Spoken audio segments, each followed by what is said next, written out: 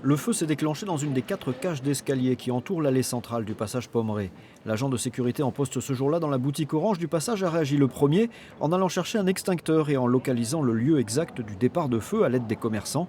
Il a peut-être sauvé un monument historique.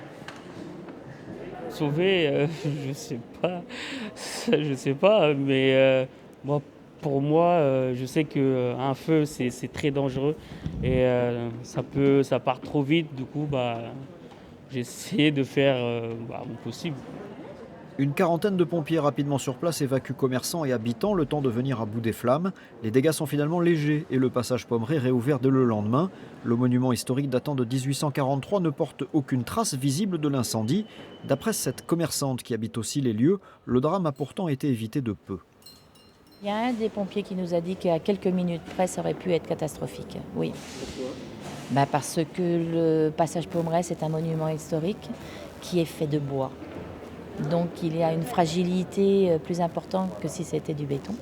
Et donc oui, le feu aurait pu prendre de l'ampleur et partir dans les étages, ce qui n'a pas été le cas.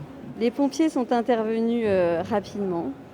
Dès que les commerçants ont senti les odeurs de fumée, les pompiers ont été contactés, l'agent était là, ça a été très rapide et je pense que tout le monde a été très réactif. Le conseil syndical du passage doit quand même se réunir pour tirer les leçons de l'incident. Pour l'instant, l'enquête en cours retient l'hypothèse d'un mégot mal éteint tombé dans les cartons.